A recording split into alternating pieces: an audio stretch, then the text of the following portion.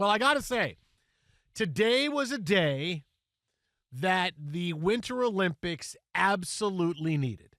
Absolutely needed a day with some kind of excitement that brought people to their televisions talking after, because look, we do all the great fun stuff that's been the last few nights. The guy that sounds like Tony Romo doing the biathlon. We'll talk about the dog running on the skiing course tonight. But the last few days, I feel like it's been, okay, we're just watching curling every day, which, again, we had the curling conversation last night. Congratulations to everybody who wanted to have that today.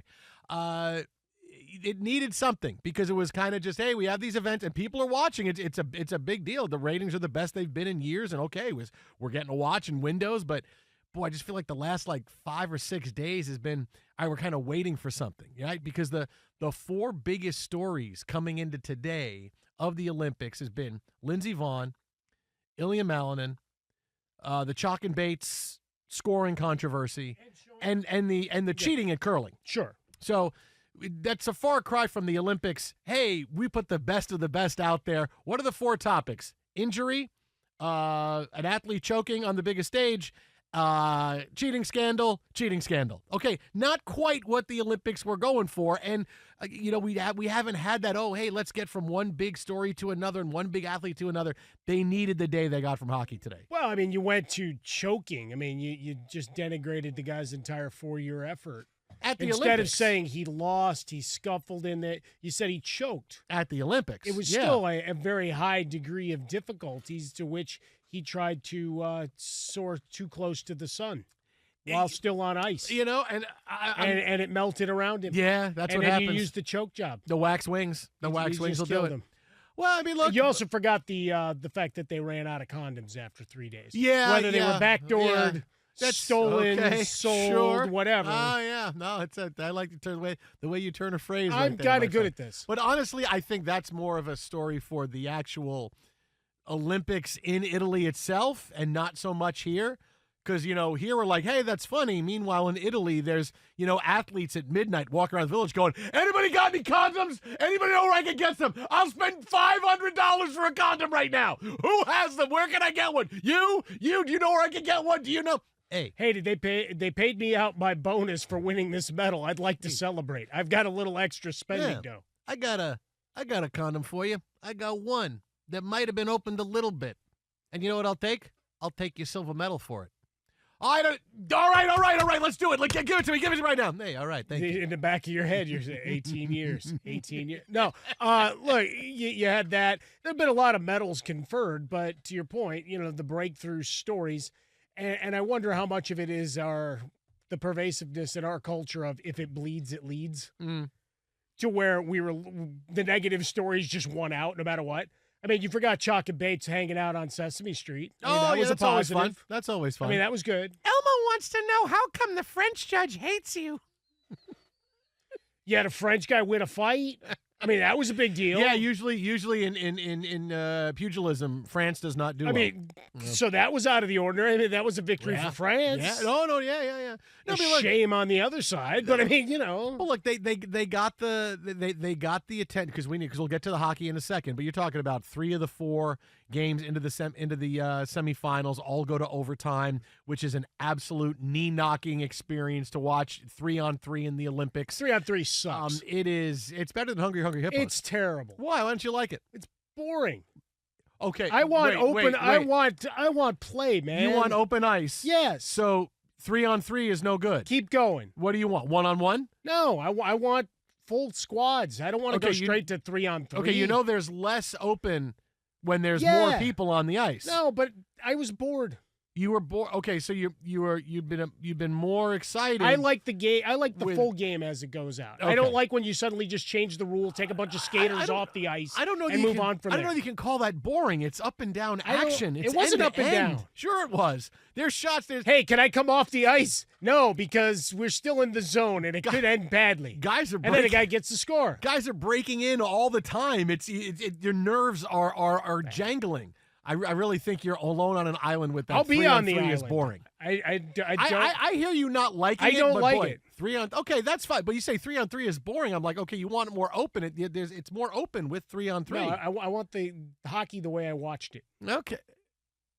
Well, you're able to watch it. No, I don't want the 3-on-3. I watched the full game and then we go the back. 3-on-3. I don't like 3-on-3 in overtime in the NHL. I don't like it. Okay. All right. Wow. Okay. I like that we won. Don't get me wrong. Okay. But spoiler. Okay. But as soon as it says, all right, here we go, 3-on-3.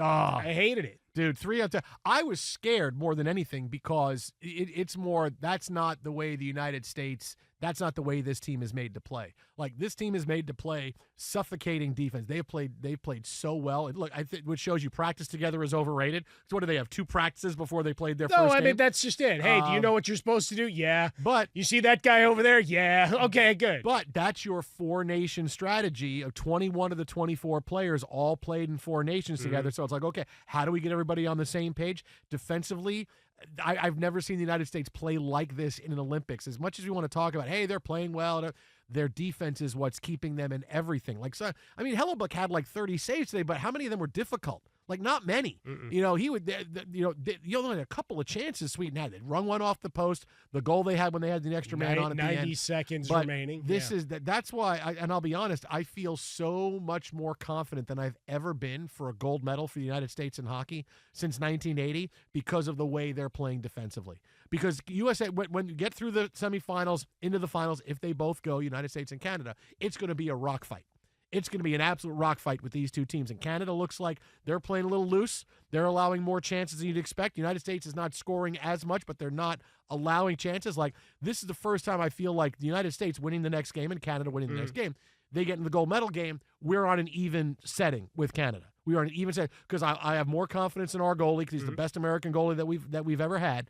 Hellebuck is that guy. So I've never been more confident that we can win a gold medal in hockey than I am right now. Yeah, I used the wrong pejorative. So bored wasn't it. It was more just it was a letdown because, like, I like just full-on hockey. But to your point, the defense smothering, and even in the extra frame, the extra couple minutes that it did go, it seemed inevitable, right? It seemed inevitable that the U.S., with the number of chances, with the amount of time spent in the Swedish zone, that they were going to find the net. It was difficult, but not impossible.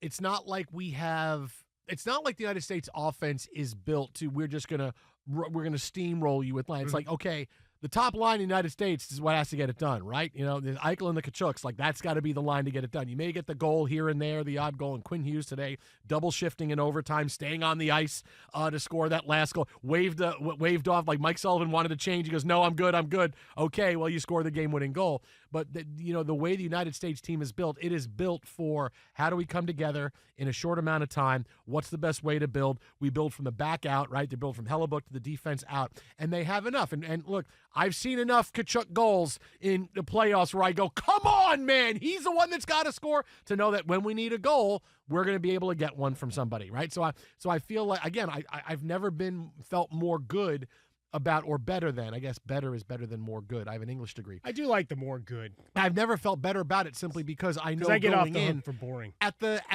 least, oh no, people remember that. At the least, it's we're coming in as, we're not, hey, we need to play, if we do this, we can beat Canada, but it's going to take the best effort here, the best effort.